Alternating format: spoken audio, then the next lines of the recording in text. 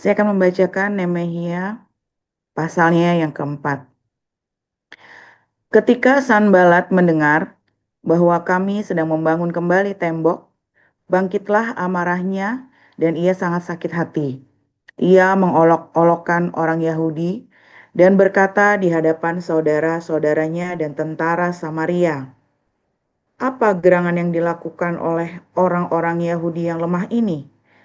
Apakah mereka memperkokoh sesuatu? Apakah mereka hendak membawa persembahan? Apakah mereka akan selesai dalam sehari?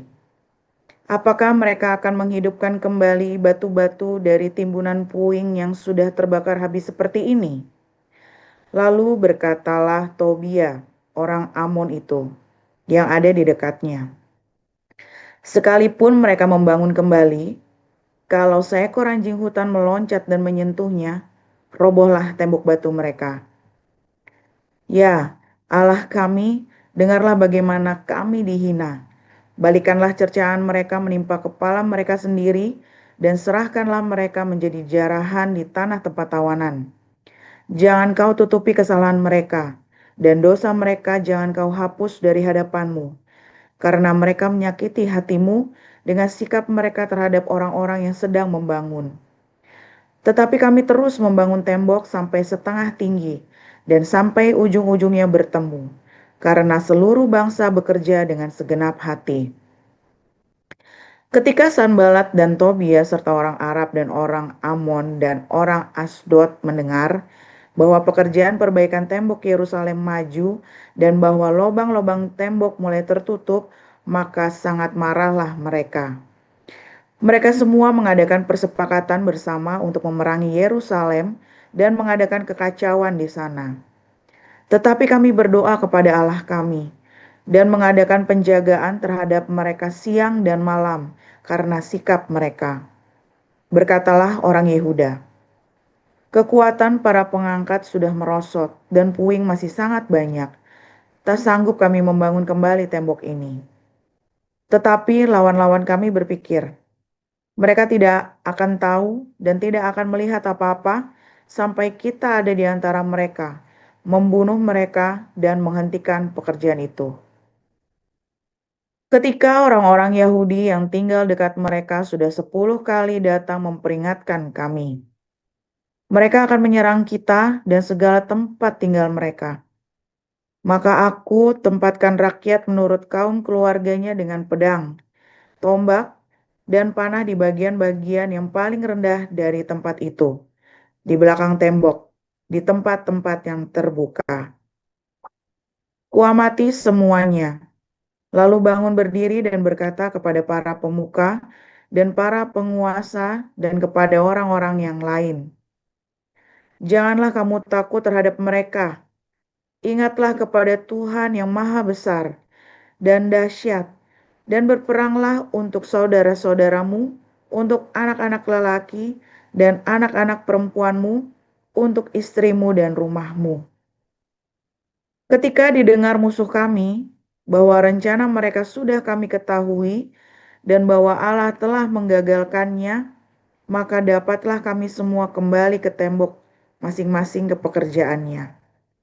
Sejak hari itu, sebagian daripada anak buahku melakukan pekerjaan dan sebagian yang lain memegang tombak, perisai, dan panah dan mengenakan baju zirah.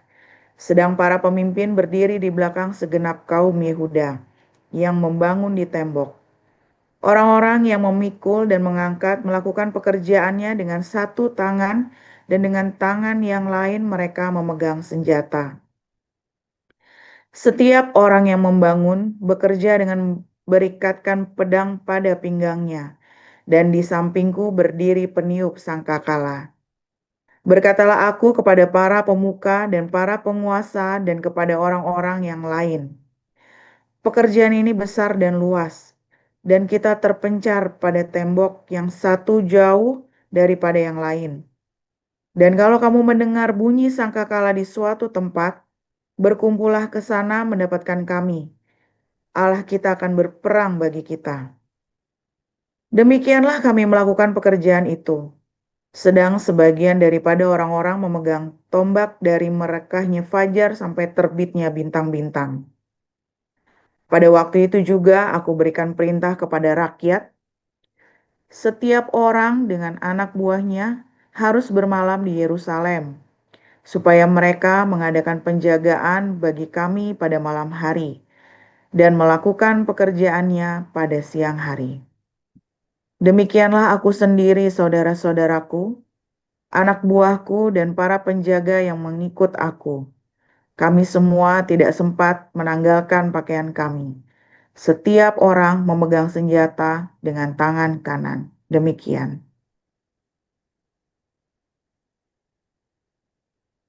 Baik, saya lanjutkan Kisah Para Rasul pasal keempat. Ketika Petrus dan Yohanes sedang berbicara kepada orang banyak, mereka tiba-tiba didatangi imam-imam dan kepala pengawal bait Allah, serta orang-orang Saduki. Orang-orang itu sangat marah karena mereka mengajar orang banyak dan memberitakan bahwa dalam Yesus ada kebangkitan dari antara orang mati. Mereka ditangkap dan diserahkan ke dalam tahanan sampai keesokan harinya, karena hari telah malam. Tetapi di antara orang yang mendengar ajaran itu, banyak menjadi percaya, sehingga jumlah mereka menjadi kira-kira 5.000 orang laki-laki. Pada keesokan harinya, pemimpin-pemimpin Yahudi, serta tua-tua dan ahli-ahli Taurat mengadakan sidang di Yerusalem dengan imam-imam besar Hanas dan Kayafas, Yohanes dan Alexander, dan semua orang lain yang termasuk keturunan imam besar. Lalu Petrus dan Yohanes dihadapkan kepada sidang itu dan mulai diperiksa dengan pertanyaan ini, dengan kuasa manakah atau dalam nama siapakah kamu bertindak demikian itu? Maka jawab Petrus penuh dengan Roh Kudus, hai pemimpin-pemimpin umat dan tua-tua, jika kami sekarang harus diperiksa karena suatu kebajikan kepada seorang sakit dan harus menerangkan dengan kuasa manakah orang itu disembuhkan, maka ketahuilah oleh kamu sekalian dan oleh seluruh umat Israel bahwa dalam nama Yesus Kristus orang Nazaret yang telah kamu salibkan, tetapi yang telah dibangkitkan Allah dari antara orang mati, bahwa oleh karena Yesus itulah orang ini berdiri dengan sehat sekarang di depan kamu. Yesus adalah batu yang dibuang oleh tukang-tukang bangunan, yaitu kamu sendiri, namun ia telah menjadi batu penjuru. Dan keselamatan tidak ada di dalam siapapun juga selain di dalam Dia. Sebab di bawah kolong langit ini tidak ada nama lain yang diberikan kepada manusia yang olehnya kita dapat diselamatkan. Ketika sidang itu melihat keberanian Petrus dan Yohanes dan mengetahui bahwa keduanya orang biasa yang tidak terpelajar, heranlah mereka. Dan mereka mengenal keduanya sebagai pengikut Yesus. Tetapi karena mereka melihat orang yang disembuhkan itu berdiri di samping kedua rasul itu, mereka tidak dapat mengatakan apa-apa untuk membantahnya. Dan setelah mereka menyuruh rasul-rasul itu meninggalkan ruang sidang, berundinglah mereka dan berkata, tindakan apakah yang harus kita ambil terhadap orang-orang ini? Sebab telah nyata kepada semua penduduk Yerusalem bahwa mereka telah mengadakan suatu mujizat yang menyolok dan kita tidak dapat menyangkalnya. Tetapi supaya hal itu jangan makin meluas tersiar di antara orang banyak, baiklah kita mengancam dan melarang mereka, supaya mereka jangan berbicara lagi dengan siapapun dalam nama itu. Dan setelah keduanya disuruh masuk, mereka diperintahkan supaya sama sekali jangan berbicara atau mengajar lagi dalam nama Yesus. Tetapi Petrus dan Yohanes menjawab mereka, silakan kamu putuskan sendiri, manakah yang benar di hadapan Allah, taat kepada kamu atau taat kepada Allah. Sebab tidak mungkin bagi kami untuk tidak berkata-kata tentang apa yang telah kami lihat dan yang telah kami dengar. Mereka semakin keras mengancam rasul-rasul itu, tetapi akhirnya melepaskan mereka juga, sebab sidang tidak melihat jalan untuk menghukum mereka, karena takut akan orang banyak yang memuliakan nama Allah berhubung dengan apa yang telah terjadi. Sebab orang yang disembuhkan oleh mujizat itu sudah lebih dari 40 tahun umurnya. Sesudah dilepaskan, pergilah Petrus dan Yohanes kepada teman-teman mereka. Lalu mereka menceritakan segala sesuatu yang dikatakan imam-imam kepala dan tua-tua kepada mereka. Ketika teman-teman mereka mendengar hal itu, berserulah mereka bersama-sama kepada Allah, katanya, "Ya Tuhan, Engkaulah yang menjadikan langit dan bumi, laut dan segala isinya, dan oleh Roh Kudus dengan perantaraan hamba-Mu Daud, Bapa kami, yang Kau telah berfirman, mengapa rusuh bangsa-bangsa? Mengapa suku-suku bangsa mereka mereka-reka perkara yang sia-sia? Raja-raja dunia bersiap-siap dan para pembesar berkumpul untuk melawan Tuhan dan yang diurapinya. Sebab sesungguhnya telah berkumpul di dalam kota ini Herodes dan Pontius Pilatus beserta bangsa dan suku-suku bangsa Israel melawan Yesus, hamba-Mu yang kudus yang Engkau urapi, untuk melaksanakan segala sesuatu yang telah Engkau tentukan dari semula oleh kuasa dan kehendak-Mu. Dan sekarang, ya Tuhan, lihatlah bagaimana mereka mengancam kami, dan berikanlah kepada hamba-hamba-Mu keberanian untuk memberitakan firman-Mu. Ulurkanlah tangan-Mu untuk menyembuhkan orang, dan adakanlah tanda-tanda dan mujizat-mujizat oleh nama Yesus, hamba-Mu yang kudus. Dan ketika mereka sedang berdoa, goyanglah tempat mereka berkumpul itu, dan mereka semua penuh dengan Roh Kudus. Lalu mereka memberitakan firman Allah dengan berani. Adapun kumpulan orang yang telah percaya itu, mereka sehati dan sejiwa, dan tidak seorang pun yang berkata bahwa suatu dari kepunyaannya adalah miliknya sendiri, tetapi segala sesuatu adalah kepunyaan mereka bersama. Dan dengan kuasa yang besar, rasul-rasul memberikan kesaksian tentang kebangkitan Tuhan Yesus, dan mereka semua hidup dalam kasih karunia yang melimpah-limpah. Sebab tidak ada seorang pun yang berkekurangan di antara mereka, karena semua orang yang mempunyai tanah atau rumah menjual kepunyaan itu, dan hasil penjualan itu mereka bawa dan mereka letakkan di depan kaki rasul-rasul, lalu dibagi-bagikan kepada setiap orang sesuai dengan keperluannya. Demikian pula dengan Yusuf, yang oleh rasul-rasul disebut Barnabas, artinya anak penghiburan, seorang Lewi dari Siprus, yang menjual ladang miliknya, lalu membawa uangnya itu dan meletakkannya di depan kaki rasul-rasul. Demikian firman Tuhan. Ya, terima kasih untuk para lektor yang telah membacakan firman Tuhan, Ibu Ayu Anggreni dan Pak Abdul Siahaan. Saudara, sesaat lagi kita akan memasuki renungan firman Tuhan yang akan disampaikan hambanya, Gembala Pastor Joseph Paulsang. Temanya pada kesempatan ini adalah Yerusalem Rusuh. Iya, langsung saja kita persilakan. Silakan, Pastor.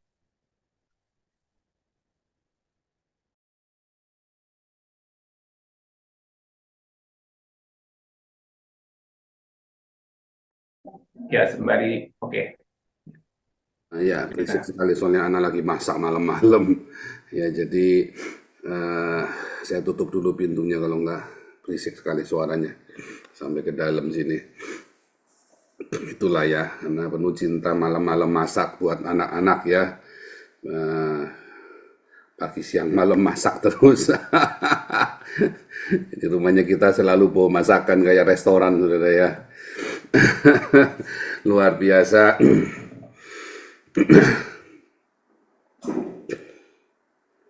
Ya, saudara, ketika hari-hari ini kita banyak mendengar tentang bagaimana Israel perang, ya.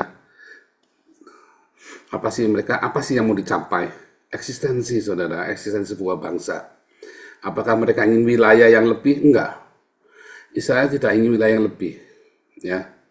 Karena Israel itu hanya ingin wilayah yang dijanjikan. Loh, kalau jumlahnya tambah banyak, nggak perlu wilayah lebih. Karena mereka tinggal di Eropa, tinggal di Amerika, tinggal di Asia.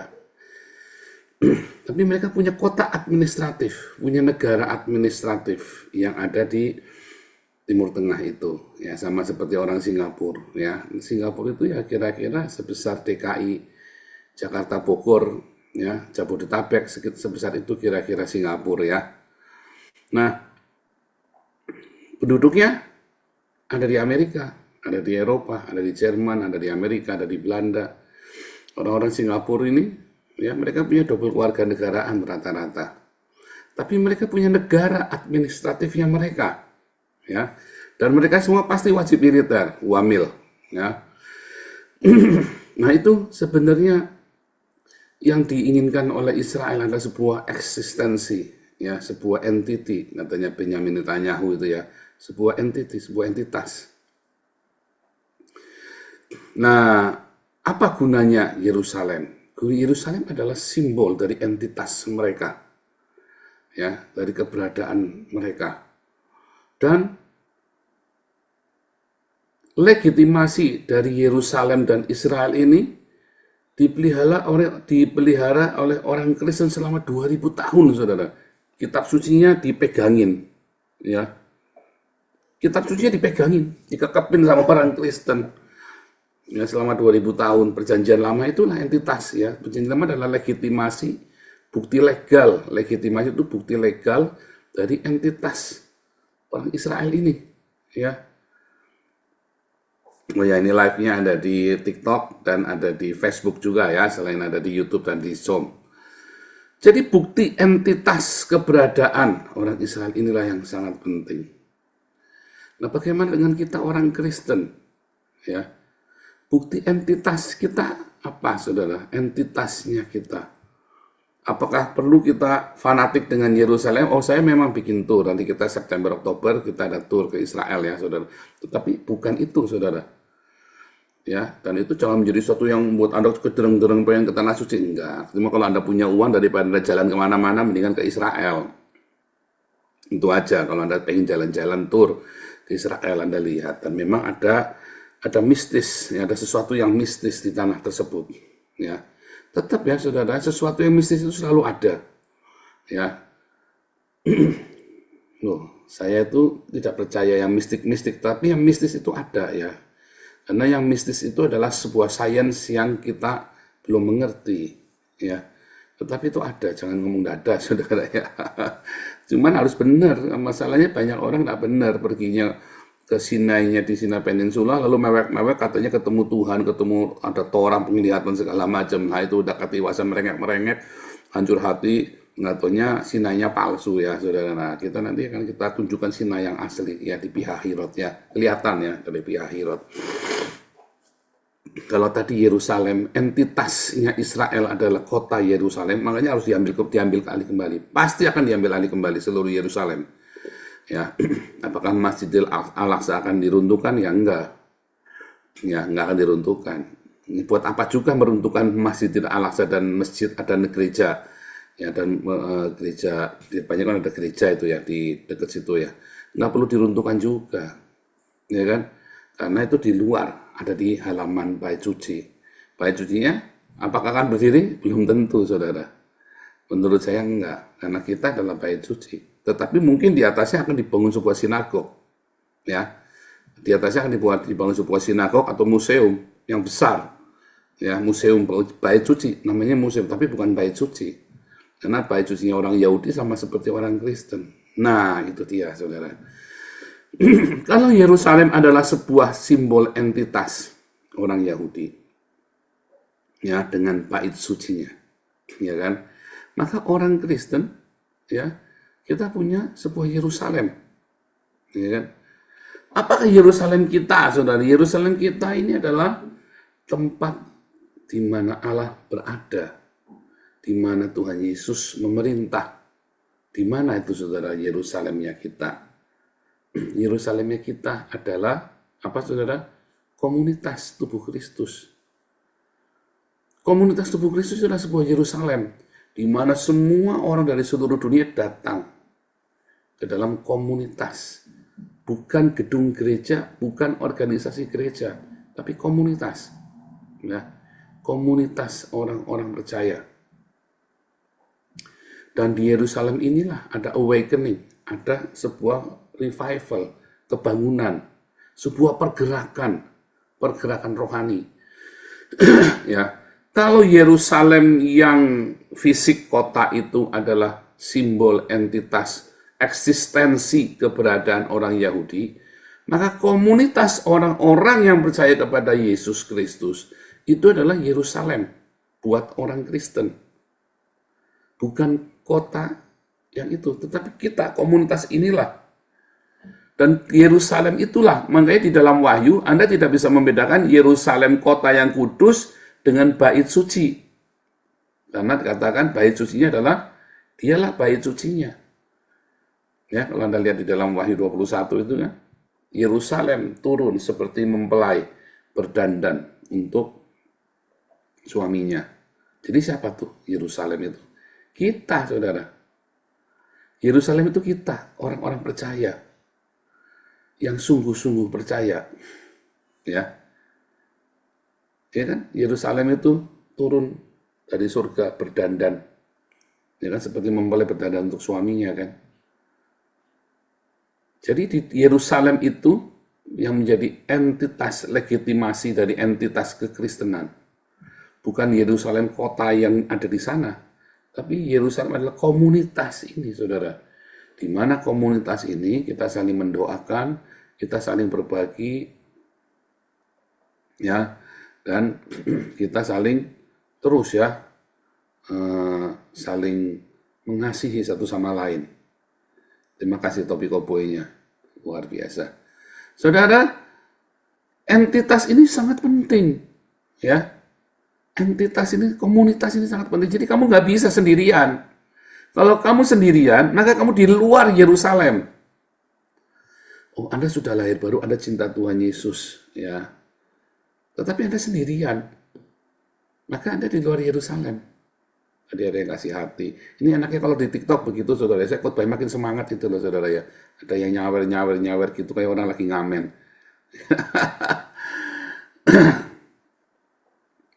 Saudara, kalau kita ini ya sendirian, kamu percaya Tuhan Yesus, kamu hidup dengan baik, kamu belajar sedekah, kamu sendirian, saudara. Kamu di luar Yerusalem. Karena Yerusalem itu adalah sebuah komunitas. Dan kamu nggak bisa sendirian. Namanya komunitas berarti kamu ada di situ. Di dalam komunitas itu pasti ada gesekan. Ya, di dalam komunitas itu pasti ada gesekan, ada friksi-friksi. Dan kamu nggak mau gesekan itu, maka kamu bukan Yerusalem. Di Yerusalem itulah, ya, seperti yang berdandan, seperti mempelai, ya, mempelai yang berdandan. Nah, dengan apa, saudara? Dengan segala macam perhiasan. Apa perhiasannya? Ya karakter kita, ya, karakter kita. Penting, saudara ya. Kamu jangan berpikir kamu sudah selamat kalau kamu takut gesekan sama orang. Bukan takut gesekan menang-menangan ya, bukan. Pergesekan lalu kita belajar untuk bisa mengampuni. Bergesekan tapi dengan elegan, dengan cara Tuhan Yesus. Ada kasih, sukacita, damai, sejahtera, kebaikan, kemurahan, kelemah lembutan, kesabaran, ya, kemurahan hati. Ada penguasaan diri, ada kesetiaan. Itu penting, saudara. Itu modal kita setiap hari. Ya, setiap hari itu modal kita dan cara kita berhias, ya kan? Dan juga kekudusan. Ya. Perhiaskan. Ya, saudara ya. Ada perhiasan-perhiasan yang indah di situ, saudara ya. Itu penting. Ya. Kalau kita tidak bisa, kita nggak berani begitu, saudara ya, maka kita akan sendirian. Berarti kamu di luar Yerusalem. Nah, di Yerusalem inilah kemudian ada konflik, ya kan? Ada orang-orang yang tidak suka, ya, dengan Yerusalem ini. Sanbalat tadi dibilang ya, orang-orang yang tidak suka dengan komunitas, ya, orang-orang yang tidak suka. Mereka tidak suka dengan kita, karena kita tidak suka dengan ritual. Mereka nggak suka dengan kita, karena kita tidak mau terjebak di dalam persembahan sulung bungsu dan sebagainya macam. Mereka nggak suka sama kita. Karena kita punya teologi yang berbeda, mereka nggak suka dengan kita. Sedangkan buah kita terus fokus. Ya, apa? Mengasihi, mengampuni, memberkati, bersedekah, hidup dalam bersahaja. Itu yang kita ajarkan setiap saat dalam komunitas kita, saudara. Tidak henti-hentinya kita ajarkan terus tentang ini. Ya, saudara ya. Nah, orang-orang ini nggak suka dengan kita. Orang-orang ini berusaha untuk menghancurkan kita. Atau dia pernah bagian dari kita, lalu dia dalam tanda kutip memata-matai kita, lalu dia hianati kita, saudara. Berusaha memboikot, menghancurkan kita. Ini kan? Wah, banyak, saudara. Nggak apa-apa. Yang penting kita selalu siap, ya, dengan pedang di tangan. Dengan kita membangun, sambil membangun Yerusalem dan Bait Suci. Ya, karena kan nggak bisa dipisah Yerusalem dengan Bait Suci itu kan. Kalau kita bangun Yerusalem, ya kita bangun Bait Suci namanya. Itulah entitas kita orang Kristen. Apa dengan pedang di tangan? Dengan firman Tuhan, saudara. Perlawanan kita itu dengan firman Tuhan. Bukan dengan kita ribut, ngajak berantem, menang-menangan. Tapi kita punya firman Tuhan, punya rema. Punya logos dan punya rema. Jangan takut, saudara. Ada orang-orang yang menentang kita. Orang-orang yang menganggap kita sesat ini itu. Jangan takut. Kamu tetap di dalam Tuhan. Kamu tetap ya setia, tekun, punya logos dan punya rema dalam hatimu. Sambil kamu bangun bangunan-bangunan itu ya, batu-batu itu. Bangun yang benar. Maka kita akan bangun sebuah kota Yerusalem kita, Yerusalem yang berhiaskan kekudusan tadi dengan 12 karakter Kristus, 12 karakter kerajaan Allah. Kita bangun dengan logos dan dengan firman. Makanya bacalah firman Tuhan senantiasa dan punya rema. Banyak orang punya knowledge tapi nggak rema. Dia cuma senang. Oh, ada pengetahuan baru, senang. Oh, nah itu dia ya. Rema dengan pengetahuan baru itu hampir menipu, saudara ya. Betty. Pengetahuan itu bukan rema loh, saudara. Knowledge ketika Anda belajar di sini, Anda punya knowledge yang aneh-aneh, yang baru-baru. Oh iya ya, jana, wah. Tetapi itu belum rema. Rema itu sampai kamu melakukan.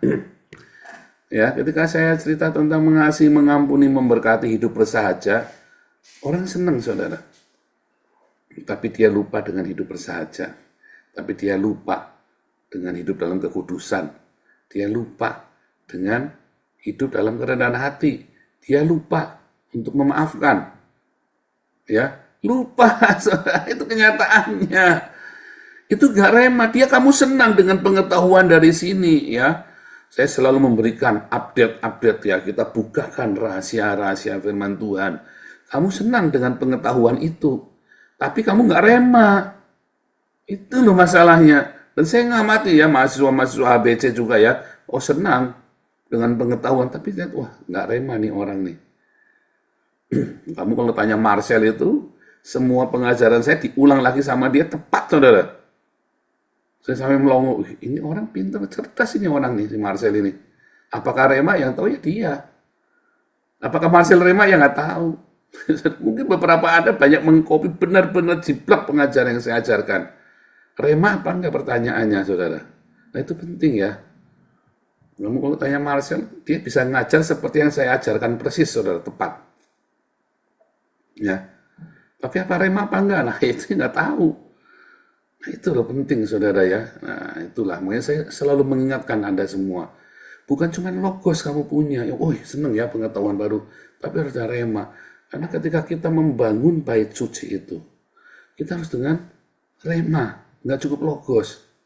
Itulah pedang roh kita. Melawan musuh-musuh kita. Rema dalam kehidupanmu sehari-hari. Pengetahuan yang ada di sini harus jadi rema dalam hidupmu. Bukan cuma, oh aku ingat pengajaran. Enggak cuma diingat, enggak cuma senang. Enggak cuma setuju, bukan. Tidak hanya setuju, tidak hanya senang dengan pengetahuan baru, tetapi rema sampai itu merasuk di dalam sel-sel tubuhmu, kamu lakukan. Itu baru namanya rema. Kalau sudah begitu, nggak akan hilang itu. Kamu kan jadi pemenang, saudara. Itu ya, itu bedanya seperti itu. Nah, membangun bait suci seperti itu. Walaupun ada rusuh di dalam Yerusalem itu ya, itu kan selalu ada friksi, konflik. Jangan takut. Kalau kamu punya rema, 12 karakter kerajaan Allah. Nggak apa-apa kalau ada konflik, stop. Kita belajar. Mengasihi, mengampuni, memberkati, bersahaja dalam hidup setiap hari, berdoa bersama. Ya, tak jamin hidup kamu berkemenangan. Tak jamin, saudara, itu jaminan benar ya. Kalau kamu rema. Dan kamu akan segera sampai ke tanah perjanjianmu, saudara. Kamu akan segera tiba di tanah perjanjianmu yang Tuhan berikan padamu. Karena konflik-konflik itu adalah melatih kamu supaya kamu layak tinggal di tanah perjanjian. Di padang gurun itu kamu ditempa, saudara, supaya kamu layak tinggal di tanah perjanjian. Di tanah perjanjian pun kamu harus tetap jaga itu supaya kamu tetap bertahan entitasmu di situ. Di tanah perjanjian, kalau nggak kamu akan terlempar keluar. Jangan pikir orang kalau sudah di tanah perjanjian nanti nggak keluar bisa, saudara. Kecuali badan kita, darah daging kita udah nggak ada mati alias ya, artinya tinggal di paradise. Tapi tanah perjanjian itu ada di sini, ada di alam 3 dimensi. Kalau paradise itu alam spiritual, saudara. Tapi kalau tanah perjanjian itu 3 dimensi. Ya, ketika kamu masih ada darah dan dagingnya. Ya, ingat-ingat. Kita membangun Yerusalem. Ada konflik. Ada rusuh, chaos. Tapi selalu kenakan pedang roh. Yaitu rema. Bukan hanya knowledge yang kamu pelajarin. Tapi kamu harus punya rema. Harus jadi rema. Ingat-ingat, saudara. Kamu menang. Kamu akan segera tiba di tanah perjanjianmu, saudara. Ya. Karena Yerusalem itu adalah sebuah tanah perjanjian. Ya, membangun Yerusalem adalah sebuah tanah perjanjian. Kamu tidak akan bongkar pasang tendamu lagi, saudara. Tapi kamu akan membangun bait sucimu. Ya, settle, encampment. Kamu tidak akan pindah-pindah lagi kemahmu, tapi kamu akan settlement. Ya, di tanah perjanjian itu. Ya, Tuhan Yesus memberkati. Haleluya. Amin, luar biasa. Terima kasih, Pastor. Iya, eksistensi sebuah bangsa. Yerusalem adalah simbol entitas Israel. Lalu kita sebagai kaum Kristiani, saudara-saudara, mana yang menjadi entitas kita? Iya, yang menjadi entitas kita adalah komunitas tubuh Kristus yang datang dari seluruh dunia. Di mana di dalamnya komunitas ini kita saling berbagi, saling tolong-menolong, namun juga ada juga terus saling gesekan. Nah, justru itulah yang membuat kita menjadi pribadi-pribadi yang lebih matang menuju tanah perjanjian. Iya, saudara, bagaimana yang menjadi rema buat Anda? Kiranya firman Tuhan pada kesempatan ini membuat kita semakin semangat. Iya, saudara, yang ada di live Zoom maupun di live YouTube, Anda boleh share. Bagaimana juga dengan saudara kami yang ada di live YouTube, Anda boleh tekan tombol love dan komen apa saja, sehingga channel ini semakin berkembang dan banyak disaksikan oleh mata di penjuru dunia. Iya, terima kasih sekali lagi, Pastor. Saat lagi kita akan memasuki pokok-pokok doa, dimohon para pendoa untuk segera standby dari sekarang. Yang berdoa untuk yayasan yang ada di komunitas Hagis Internasional nanti dipersembahkan oleh Saudara Brian Indra. Kemudian Ibu Desi Haryanti membawa kita berdoa untuk persekusi dan lawatan Tuhan di Indonesia. Kemudian Ibu Dunanti Tobing nanti berdoa untuk pemerintah Indonesia. Ya, kita mulai dari Saudara Brian Indra.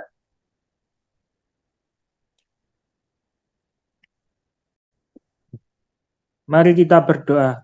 Bapa, kami berdoa untuk yayasan-yayasan di Hagios Internasional, yakni Yayasan Damaris, Damar Kasih, Dr. Mesos, LBH Hagios, Penginjilan, dan Christian Center di Eropa. Berkati yayasan-yayasan ini supaya menjadi berkat bagi banyak orang dan dapat mencapai visi misi untuk menolong banyak orang. Berkati juga pembina dan para pengurus dan semua orang di dalamnya. Berikan juga kesehatan dan semangat yang tinggi untuk melayani sehingga yayasan ini dapat berkembang lagi. Terima kasih Bapa, di dalam nama Tuhan Yesus kami berdoa. Amin. Amin. Terima kasih Brian Indra. Kami silakan untuk Bu Desi.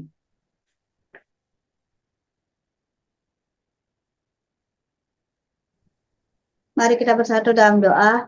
Bapa yang baik, terima kasih Tuhan buat semua berkat yang Kau berikan bagi kami Tuhan. Saat ini Tuhan kami berdoa Tuhan buat hamba-hambamu yang melayani Tuhan dalam masa eksekusi Tuhan. Dalam penderitaan ya Bapak, mari berikan mereka damai sejahtera-Mu Bapak. Berikan mereka kekuatan Tuhan, berikan mereka roh yang mau mengampuni ya Bapak.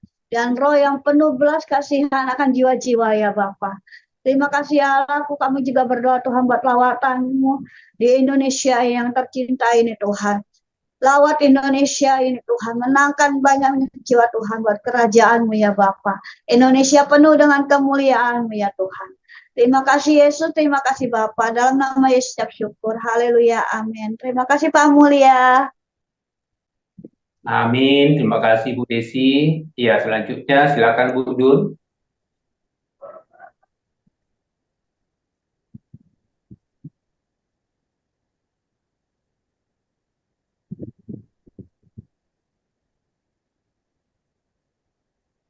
Ya, mari kita berdoa.